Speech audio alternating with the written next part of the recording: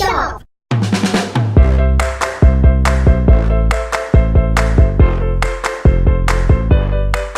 สวัสดีครับท่านผู้ชมครับตอนนี้ครับเราอยู่กันที่จังหวัดตรังครับอยู่ที่โชว์รูมอีซูซุอันดามันเซล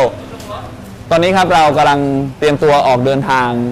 เป็นคาราวานอีซูซุคาราวานสัญจรครับนี่เส้นทางที่1นะครับตรังพังงาเราจะออกไปท่องเที่ยวกันในวันนี้กับคาราวานอีซูซุลูกค้าของอีซูซุทั้งหมดครับแล้วเราก็จะเฝ้าคอยติดตามไปเที่ยวทุกที่ในวันนี้ครับวันเดย์ทริปครับพังงาตรังพังงาไม่ใช่ทำงานตังนะครับแล้วเราตามไปดูกันแล้วเราตามไปเที่ยวพร้อมกันครับ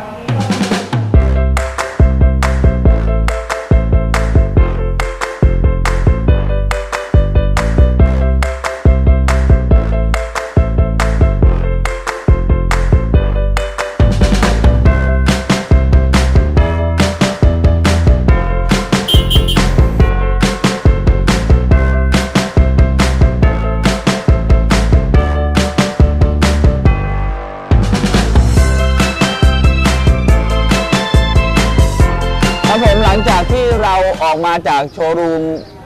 อีซูซุนะครับผมตอนนี้ครับเราอยู่ที่สถานีรถไฟกันตัง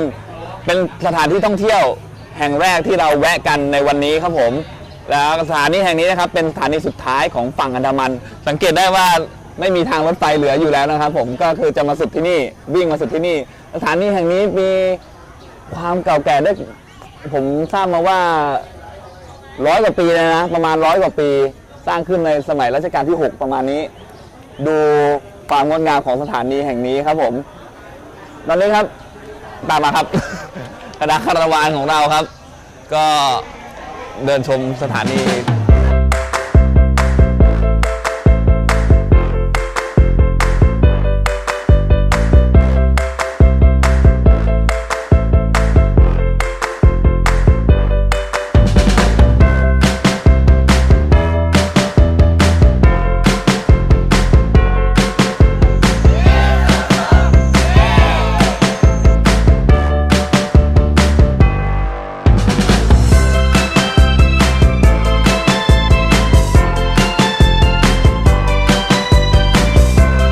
ครับตอนนี้เราอยู่กันที่บ่อน้ำพุร้อนกันตังซึ่งห่างจากสถานีรถไฟกันตังที่เรามาเมื่อกี้ที่เราไปเที่ยวเมื่อกี้ประมาณแค่10 โลตอนนี้ครับนี่คือบ่อน้ำร้อนเดี๋ยวนะร้อน ดูควันแหมอันนี้เขามีแบบมีนักท่องเที่ยวมีผู้คนครับเข้ามาแช่กันแต่เขาบอกว่าบ่อนี้ลงไม่ได้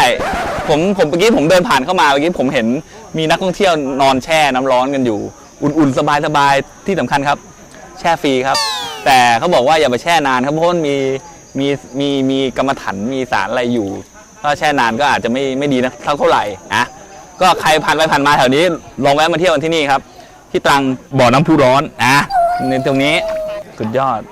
ร้อนจี๋ต้มไข่ไม่ได้นะจ๊ะพระเจ้าครับน่าเศร้ามากครับก็ในบ่อนี้เขามีกบฆ่าตัวตายหลายตัวมากเขาคงคิดว่าแช่น้ำร้อนได้แต่ลงไปก็เนี่ยครับนอนกันเกลื่อน นอนแช่น้ำร้อนชิลเลยครับโดดลงไปทำไมวะอันนี้เราก็กำลังเดินชมธรรมชาติภายในบ่อน้ำพุร้อนอันนี้มันเป็นบ่อแห้งไปแล้ว มันแห้งไปแล้วอ่ะขยะเต็มเลยเก็บขยะบ้างนะบางทีแล้วก็เขาทำสะพานไว้เพื่อเดินวนรอบดูธรรมชาติภายในรอบบ่อน้ำพุร้อนอันนี้ครับยังไม่เห็นมีต้นน้ำเลยอ่ะ ไหนน้ำพุอ่ะ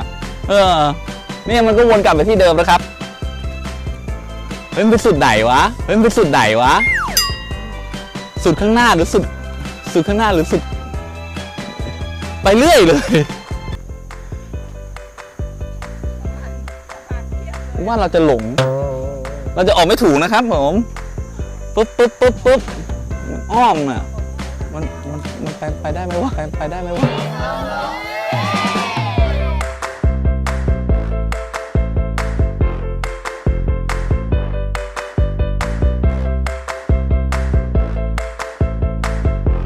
ส ผู้ชมครับตอนนี้ครับเราอยู่กันที่จังหวัดกระบี่เรามาดูกันที่ศูนย์การเรียนรู้เชิงเกษตรที่จังหวัดกระบี่ครับผมตอนนี้เรากำลังดูดอกหน้าวัวนี่พันธุ์ทอปิคอลเป็นแบบนี้นี่เห็นไหมเขาบอกว่ามันอึดมากเลยนะมันตัดไปแล้วมันก็ยังอยู่ได้แบบนี้นานมากคือสมัยก่อนเห็นกันเยอะนะครับดอกหน้าวัวเห็นเยอะมากแต่เดี๋ยวนี้ไม่ค่อยเห็นแล้วนะไม่ค่อยเห็นบ้านไหนปลูกแล้วก็จะมี2,000มันมี2สีไม่ใช่2,000มี2สีมันมีสีแดงแล้วก็สีขาวอันอย่างนี้นี่สีขาวเฮ้ยสีนี้ก็สวยนี่3สีทีนี้สีเขียวคือเขาผสมกันไปเรื่อยๆมันก็ออกมาเป็นหลายสายพันธุ์อยู่หลังจากนี้ครับหลังจากที่เราดูดอกหน้าวัวกันเสร็จเรียบร้อยแล้วได้ข่าวว่าเดี๋ยวเราจะสลับกันไปอีกที่หนึ่งเพื่อไปเวิร์กช็อปทำปลูกสับปะรดสีไหมปลูกใช่ไหมปลูกสับปะรดสีนี่ครับอันนี้คือพันธุ์ของดอกหน้าวัวครับอันนี้คือไอ้เนี่ยเล่นการพนันได้ไงคาสิโนไงคาสิโนไอ้คนที่เล่นการพนันมันมาปลูกไว้ชอบอันนี้สุดยอดมันเป็นต้นไม้เศรษฐกิจอย่างหนึ่งเขาก็ส่งออกมันรู้สึกเขาปลูกนี่เว้ยเขาปลูกกระถางว่ะเนี่ยเขาปลูกกระถางเพื่อได้ความชื้นนะครับเพราะดอกหน้าวัวเขาต้องการความชื้นสูงนะนี่มันมีความรู้ป่ะสะอาดฟังเข้ามา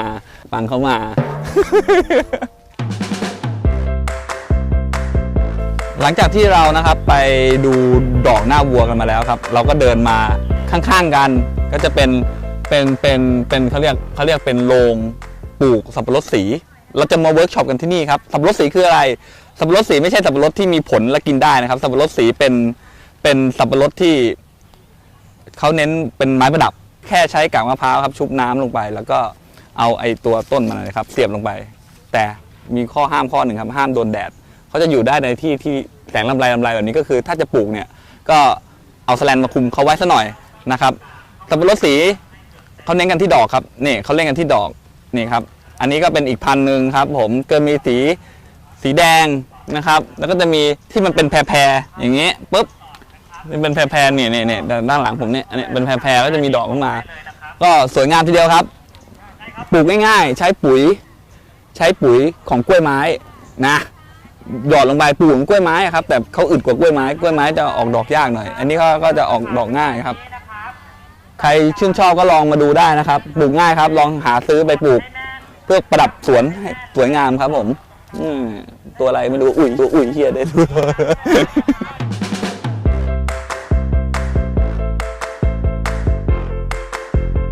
ตอนนี้ครับเราเดินไปดูกันเป็นที่เรียบร้อยแล้วเราก็มาเวิร์กช็อปกันดีกว่าเรามาปลูกต้นสับปะรดสีกันดีกว่าอันนี้คือ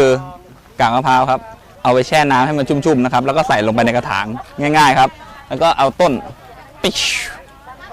สับปะรดสีมาปุ๊บมาเอาออก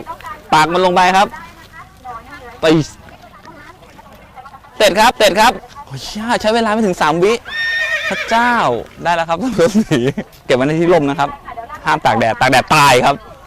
โอเคนะครับไปเอากลับบ้าน